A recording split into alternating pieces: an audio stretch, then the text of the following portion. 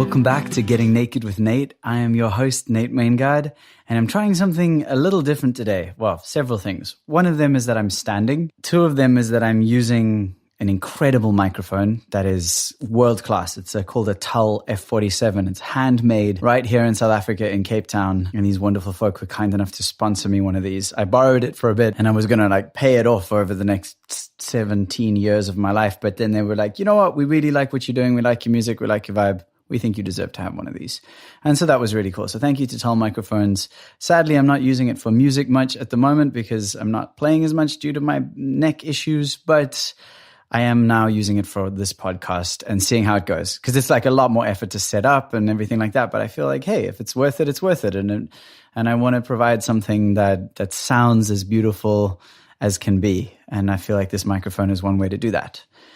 So today, the final thing I'm doing differently today is that I'm actually doing it, recording this podcast in a linear fashion, which I haven't done recently. So basically, I'm recording the intro, and then I'm listening to the song, and then I'm recording the main part, and then recording the final part. So before, I've been recording the sort of body of it, and then going back and doing the intro based on what I said in the body. So at this point, I don't know what's coming. As much as you don't know, I don't know. We are both in the same boat.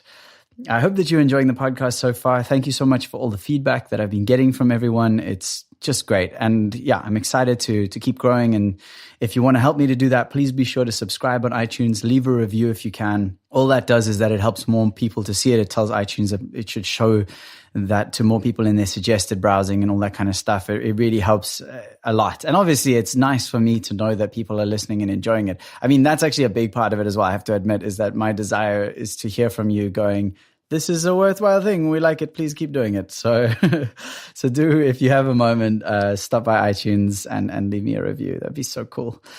So today's episode, we are talking about 9 Lives, which is one of my older songs. Its original name is Cat's Got Time.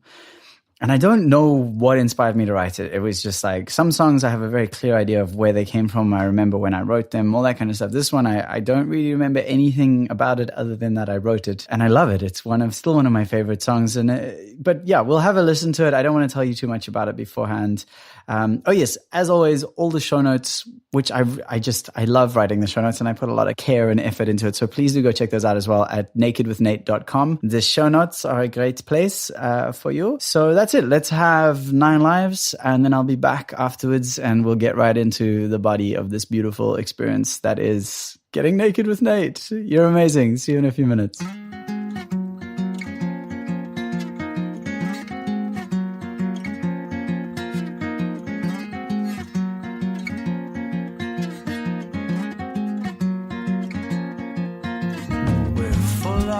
Fascination for material medication. Should we blame our education for this fucked up situation?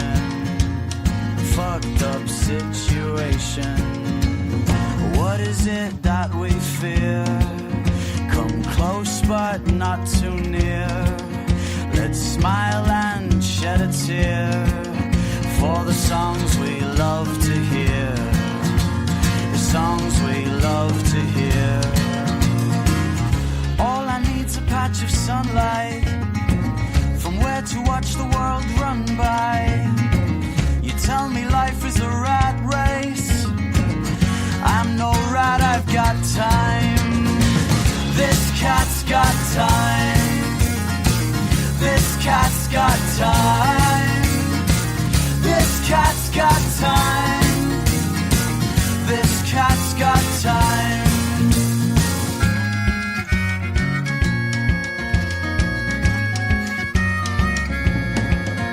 What brought us to this place?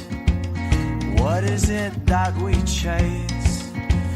Our future has a face. We're full of wonder and grace. Full of wonder and grace. All I need's a patch of sunlight from where to watch the world run by. You tell me life is a rat race. I'm no rat, I've got time. This cat's got time. This cat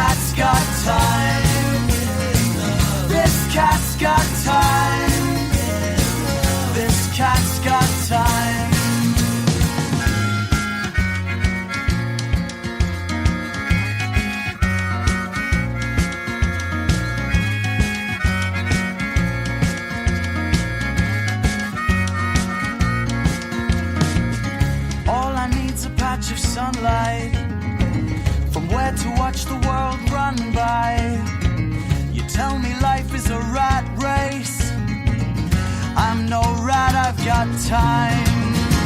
This cat's got time. This cat's got time. This cat's got time. This cat's got time. This cat's got time. This cat's got time. This cat's got time. This cat's got time. 9 lives to back it up. 9 lives to back it up. 9 lives to back it up.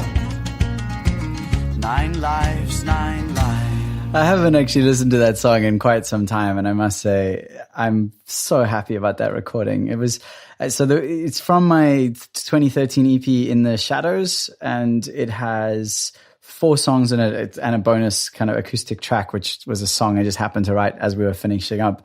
But I recorded it with this amazing guy, James Ribbons, in London. He is an old friend of my dad's, and we became friends over the years. And he's just always been surrounded by these insanely cool musicians, and I've always really looked up to him as a very skilled musician himself.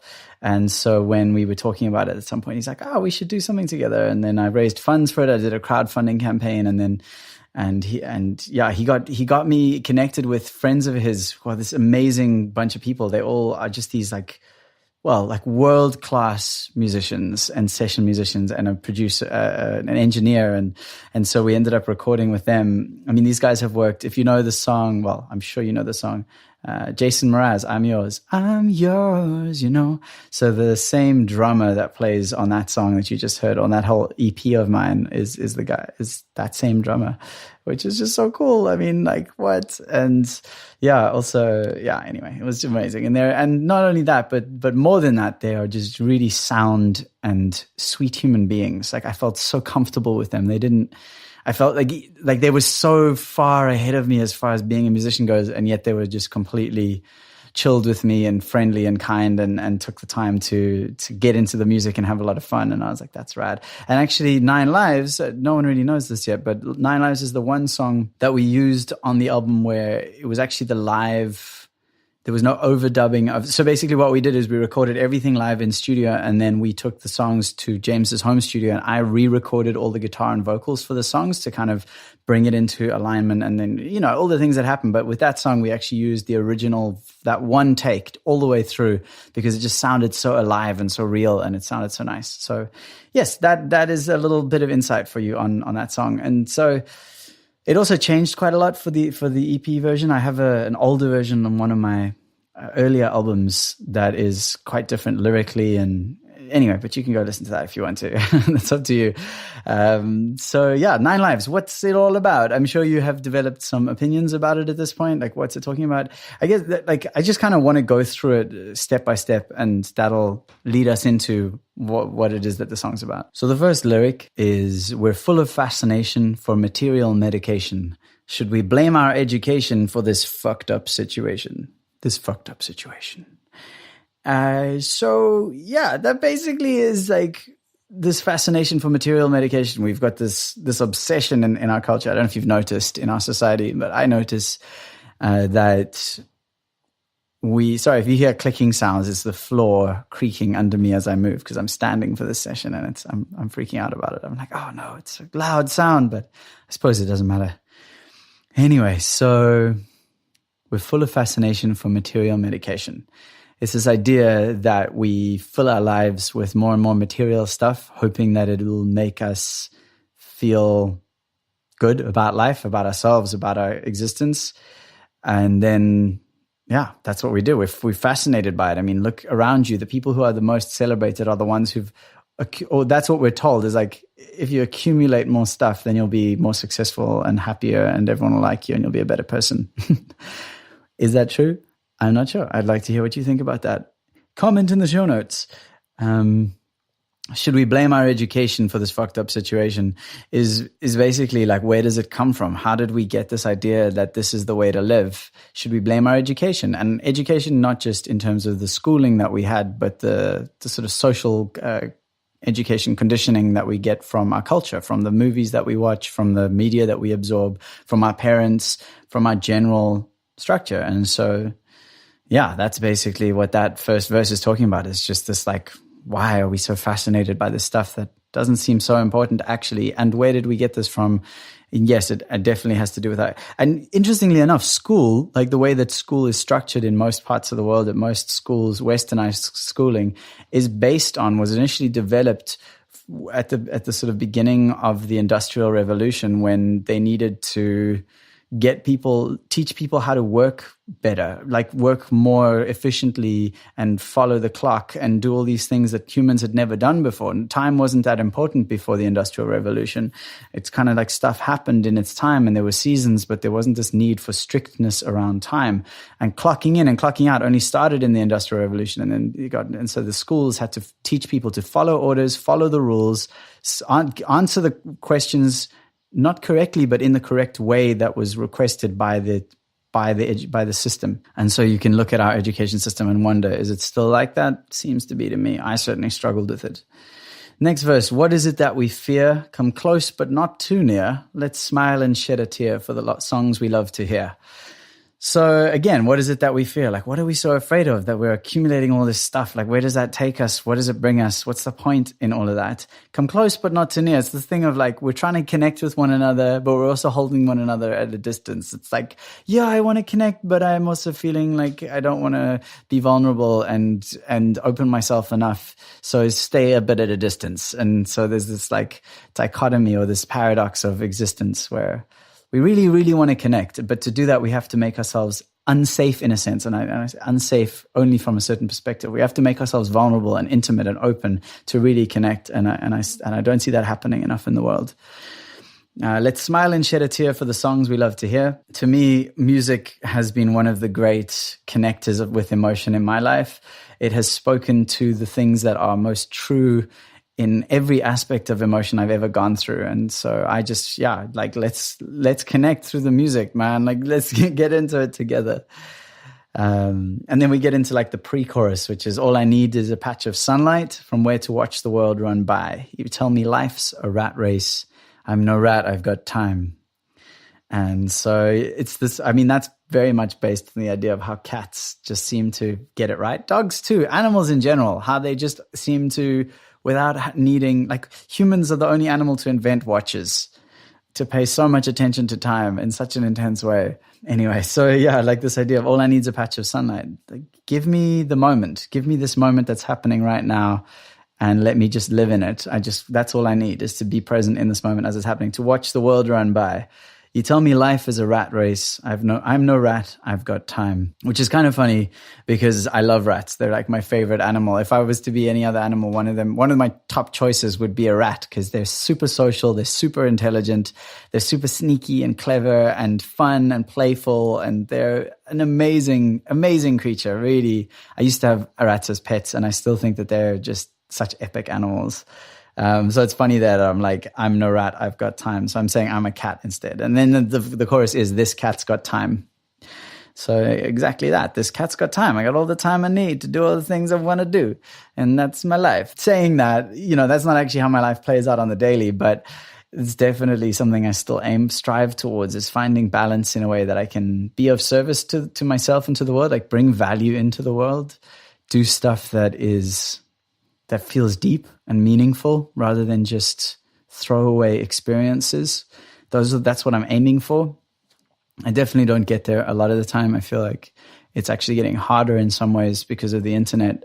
And I love the internet. The internet has brought me to you in this moment. The internet has brought me all my patrons, who are the raddest bunch of humans in the world. Shout out to my natives crew. Yeah. Really, like, I couldn't do it without you guys, and I'm so grateful for that. So yay, internet. It's a powerful tool. It's helping us to spread information and ideas, but it also comes with a serious dark side, and some of that is to do with addictiveness and time wasting and distraction and all of the things we know about, and trolls. I was thinking about that this morning, how trolls, it's almost too nice a name. Like, trolls is like, oh, cute little trolls. Like, But in reality, it should be acknowledged that trolls are not happy people. You can't be a happy person and go and say the stuff that trolls say, the stuff that trolls say to me on my live streams, the stuff that trolls say to the other people I've seen, how much of a hassle it is being anyone who's out there speaking their truth and having other people not just disagree. Disagreement is normal, expected, natural, healthy. But other people coming and being like, you're a terrible human. I want terrible things to happen to you. This is, how could you can't be a happy, wholesome, well, like integrated person and do that. And so instead of calling them trolls, I don't know, I want to call them something else. Tell me if you think of any good names, like where it's really like, it's not trolls, it's broken people. It's sad, lonely, depressed, angry, frustrated. Yeah, like people who just, I don't know, haven't been heard and are trying to find another way to be heard. It's like, let me shout terrible things so that you pay attention to me. I mean, that's really what they are. They're lonely. They're just not getting enough love. I mean, that's what they're love starved. It's sad. Anyway, I don't know how I got onto trolls, but I was thinking about it this morning. Anyway, so there's one more verse to the song, which is because the song goes around a lot. The choruses repeat. So there's only one more verse, which is what brought us to this place? What is it that we chase? Our future has a face full of wonder and grace. So it's basically turning things at the end, going like, what brought us here? We have to ask this question, like, how did we get to this point? What can we learn from where we've been? Because it's not working. What is it that we chase? So it's like, where do we come from? And also, where are we going? What is it that we chase? What do we think is ahead of us that we're going to rush towards in this busy life that's going to be so much better than where we've been if we don't change? And so that's the final piece. Our future has a face full of wonder and grace. It's like, I just hope and pray, and I'm optimistic at times about the fact that we're heading in a direction that is more wholesome than the one than from where we come and from where we current and into where we're currently headed. It's not looking good, but this is why this podcast, this is why my music, this is why people all over this world who are quiet, beautiful, gentle, loud, upstanding, introverted, mixed up, wonderful white knights, people who are doing the good things that they can. In last week's episode, I talked about thinking of a starfish and like doing the little bit that you can to make, even if it's a tiny difference to one person or just to yourself, anything that you can do to bring a little more positivity, a little more light, a little acceptance, a little forgiveness, a little compassion, whatever you can do, accumulatively, that makes a huge difference. Really, it really, really does. Like if you look at my Patreon, for example, there are 300 and almost 400 people pledging money every month.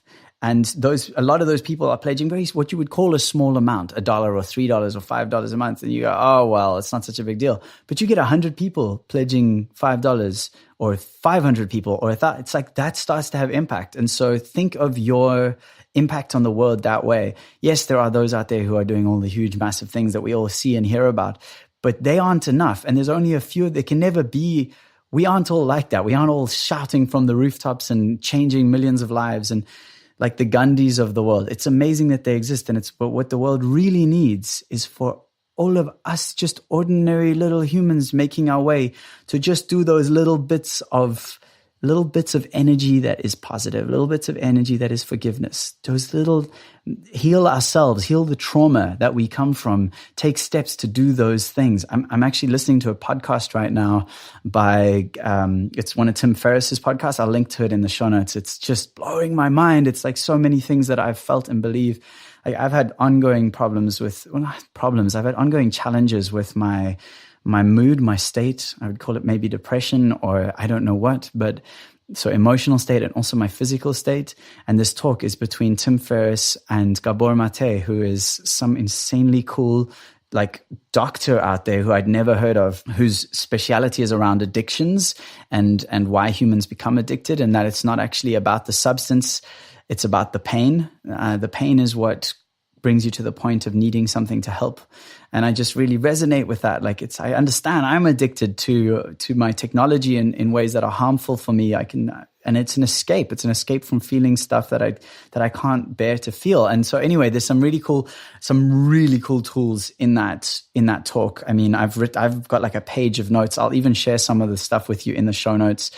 Stuff around somatic healing and a bunch of other stuff, which I can't really remember right now. So I'll just share it in the show notes, and it's really valuable. I'm going to start some of these modalities because I feel I connect with them so strongly. It's such a different way of approaching things like depression and addiction to the mainstream, where we've been told it's just a chemical imbalance in your brain. That is just a tiny part of the big story. So yes, there's also a Facebook video I watched just yesterday or the day before that was about addiction and just stuff that's like, whoa, this is inspiring. Basically, what I'm trying to say is that we're all traumatized. We live in a world that is based on, there's just trauma for everyone to greater or lesser extents in different ways. But trauma doesn't feel good for anyone who's experienced it. And so if we don't resolve our own trauma, what we bring into the world has a much greater chance of perpetuating that trauma. And so I look at a parent who's been traumatized. I look at my parents, the trauma that they both experienced as children, that they carried into their adult life, that they then passed on to their children, and that I'm now dealing with. And that my parents are, they're working on their stuff. They have been working on their stuff. And I really celebrate both of them. They have done so much work, more than almost anyone I've ever met. They've really, each of them in their way, stepped into their work. But when they had me, they were young. They had no idea what they were up to. They were just beginning to realize that maybe maybe they still had some stuff to work on.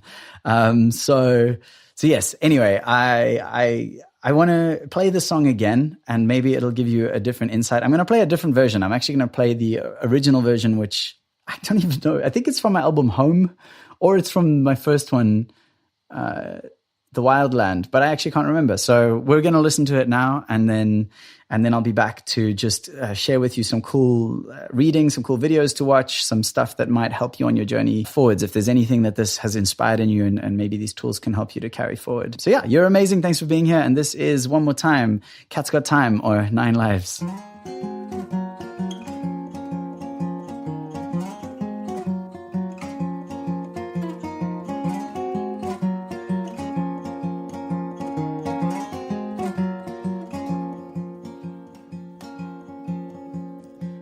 Filled with fascination for material medication by our education. Well, it's a fucked up situation. Yes, it's an awkward situation. But let's not argue pedantics about who is gonna win, 'cause I'm not entering your races, so I don't think that's relevant. And all I need's a patch of sunlight from which to watch the world run by. You tell me life, it is a rat race. Well, I'm the rat, so I've got time. Yes, I'm the rat, so I've got time. This cat's got time. This cat's got time.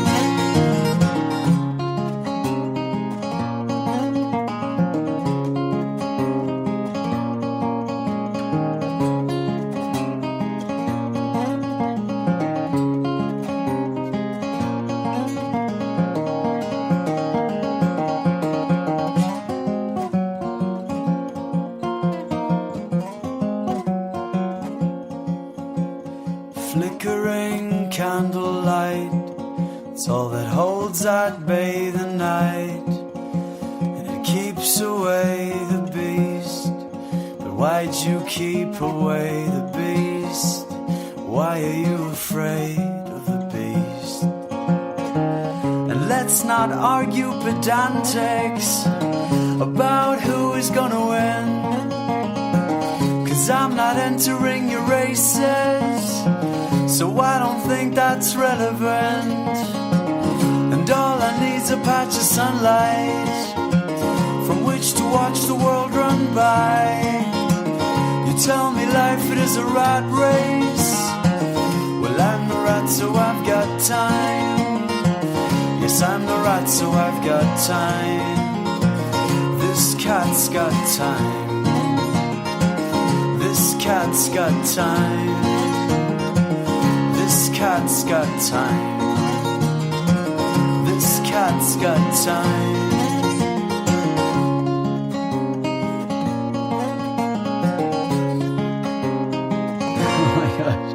So now that I haven't listened to in a long time, like a really, really long time. Oh man, that was heaps of fun. You know, I hate to say this, but I kind of in some ways prefer that earlier version. I mean, the lyrics are so different as well, but I feel they were a little more true to kind of my writing style. I definitely shifted things around quite a lot for the EP because I wanted it to be more broadly appealing, I guess, or something. But anyway, I like both versions for their reasons, but it's nice to hear both. And the lyrics are now changed in the second one, so I'm not even going to get into that, but it's basically the same idea. So sorry about that. So yeah, I wanted to recommend to you, well, first of all, please do check out the show notes. The show notes are rad. That's where all the good vibes are. And yeah, you can subscribe to the podcast there. You can leave comments. You can become my patron. You can do all the stuff that is around like finding this podcast again. The comments, I really want to hear from you. So whatever your thoughts are, if you have questions, any of that kind of stuff, I want to hear from you. So please do take the time, go check it out, NAKED016. So what you will find there as well at the show notes is one of the things is a link to a book called The Wonder Box. There's a bit of a funny story behind this one in that my dad actually, he read this book years ago and he loved it so much that he bought a copy for myself and each of my siblings and posted them off to us in various parts of the world, wherever we were living. And he was like, guys, you have to read this book. It's just phenomenal. And it's like really just talking to some of the most incredible, all the things. We all went, yeah, whatever. And I didn't read it for years. I only finally read it when I went to visit my dad. And he didn't even say anything. He didn't even be like, oh, you have to read it. I just saw it in his library and I didn't have anything else to read in that moment. So I read it and it is so good. It is so very good. It's based, I think it's written by a historian. I don't know how to say his name. It's very confusing. Roman Krznaric. It's confusing for me anyway, as an English speaker, but I'd love to hear it said by someone who can say it properly. So if you can, I don't know, send me a voice note or something with it. I'd love to hear that. Anyway, but the book itself is about how better ways to live based on how we've lived in the past, which I think is an interesting idea. It's because we often look back and go, oh, it was way better. It's way better now than it was then. And we live longer and everything's great. But some of the things that we assume are just reality, oh, it's just always been that way. People say things like that. Some of those things are so untrue that it's actually only been that way for 100 years in some of the things. So yeah, I really, really recommend that book. He talks a lot about time and how we treat time. He talks about work, how we treat work, about marriage, about love, just some of those big questions about being human and how we live in this society. And he answers them beautifully, and it's funny and it's entertaining. It's an enjoyable read. It's not a heavy read. So I just can't recommend that enough. Also, The Naked Ape. I did actually recommend that last week. I think I was meant to, I had already thought that I wanted to talk about it in this one, but I mentioned it last week. Anyway, The Naked Ape's rad. It's just basically this zoologist Desmond Morris, who wrote the book. And he says, he's like, I'm going to treat humans as though they are a new species of animal I have discovered. And so I'm going to categorize them and look at all their different traits and the characteristics and what makes them who they are. And that's what the book is about, basically. And so it's cool. It's cool to see humans written about almost from an outside perspective. It's he's like, I called them the naked apes because they're the closest relative to them in nature is the ape, but they don't have hair, although I have lots of hair. My dad and I, our side of the family is pretty furry. Wait, listen to this. That's the sound of my chest hair being rubbed.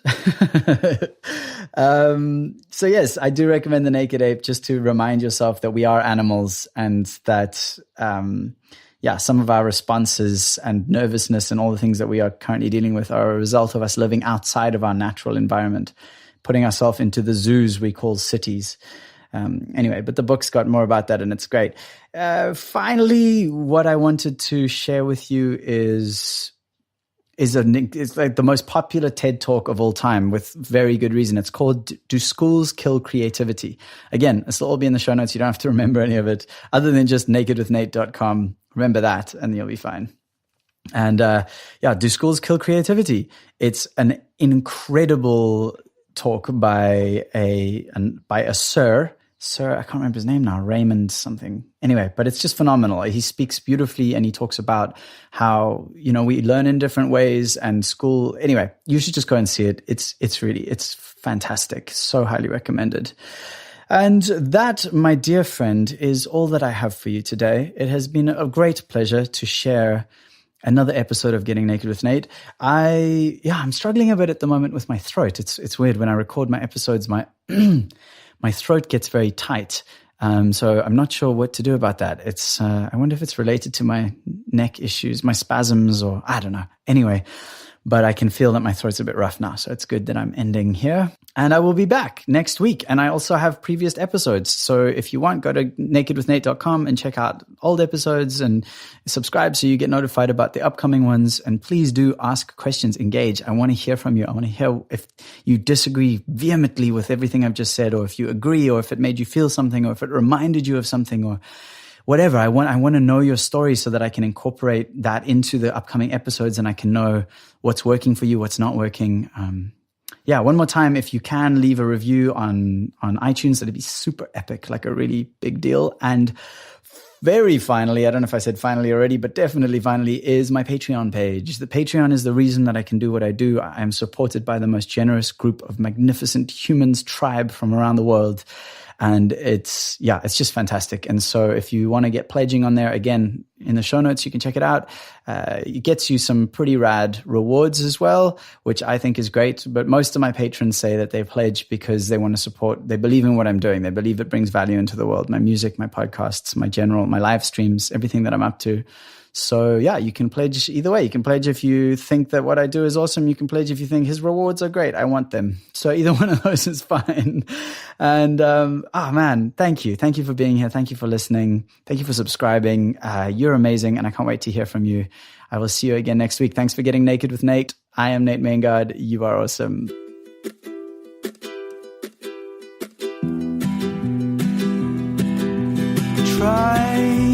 Try to see my point of view, echoes of another you, saving up your indiscretions. I've seen the wild, untamable, more than less unshakable, shaper who has named me shameless. So leave me be, I'm tempted. Every rule I've bended, I shake the weight and break the hate with everything that I am made of. Try to see my point of view, echoes of another you, saving up your indiscretions. I've seen the wild, untamable, more than less unshakable, shaper who has named me shameless. I'm looking for a friend to get me out of my head. This chamber of reflections is just paved with all my good intentions. Try to see my point of view, echoes of another you, saving up your indiscretions. And I've seen the wild, untamable, more than less unshakable, shaper who has named me shameless. So if you are less stressed, let us put this to the test. For who is love when loving not? Those who have not loving God. La da da da da da, la da da da da.